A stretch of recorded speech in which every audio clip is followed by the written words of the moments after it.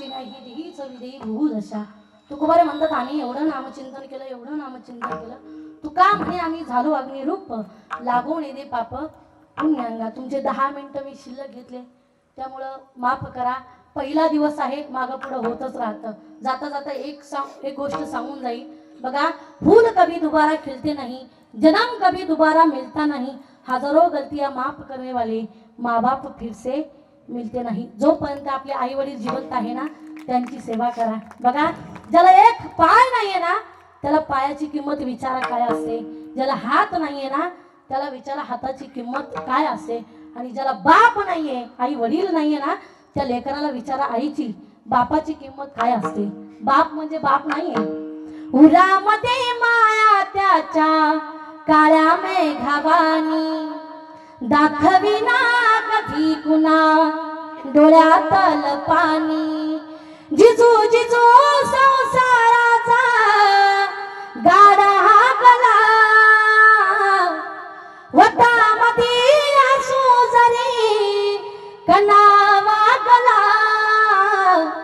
गरीभर तू थांब जरा, ऐका त्याची धापळ, लई अवघड आहे गजा उमगाया बापर, उमगाया बापर. लई अवघड आहे गजा उमगाया बापर, उमगाया बापर. बाप म्हणजे बाप नाहीये. बघा, जोपर्यंत बाप जिवंत आहे ना, ते लेकराचा हात कुणी धरत नसतं. आई जोपर्यंत जिवंत आहे ना, बघा, बापाचं आईचं अंतकरण कसं असतं.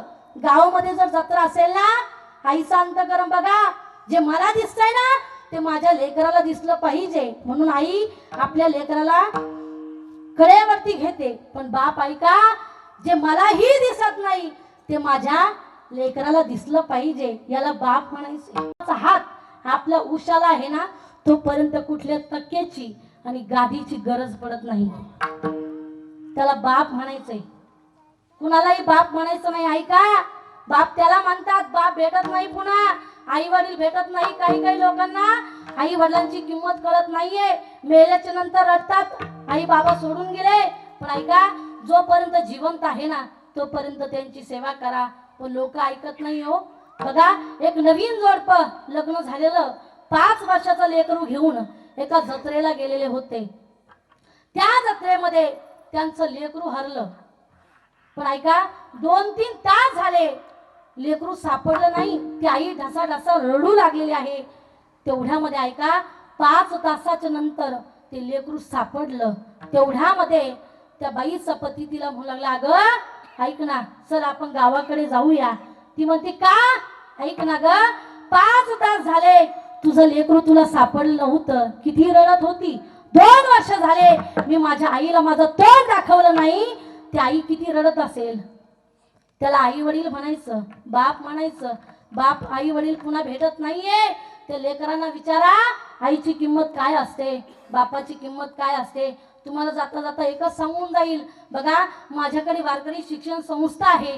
त्या संस्थेमध्ये काही अनाथ लेकर आहे, ज्यांना आई वडील नाहीये. त्यांचं सगळं भरण पोषण, शाळेचं शिक्षण मी स्वतः करते. माझं म्हणजे माझ्या हातून मला वाटतं की देवानी माझ्याकडून ते कार्य करून घ्यायला पाहिजे. आता दादांना, संदीप दादांना माहिती आहे की सध्याला सुद्धा माझ्याकडे 25-30 लेकर आहे. काही अनाथ लेकर आहे, त्यांना मी सांभाळण्याचं काम करते. म्हणून एवढीच तुम्हाला जाता जाता सांगेल, हात जोडून सांगते की कुणाला जर वाटत असेल की त्या लेकरांना आमच्याकडून एखादा ड्रेस झाला पाहिजे, आमच्याकडून शाळेचं शिक्षणाचे वह्या पुस्तकं झाले पाहिजे, फुलाची पाकळी द्या. नक्कीच एवढीच तुम्हाला मी प्रार्थना करते. झालेली सेवा परमात्म्याच्या चरणी अर्पण करून सेवेला पूर्ण विराम देते. ज्ञानेश्वर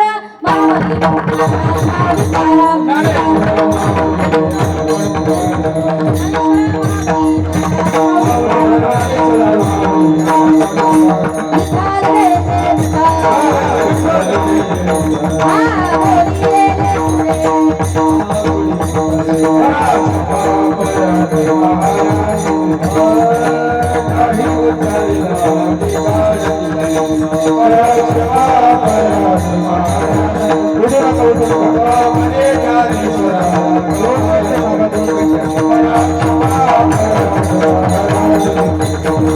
रे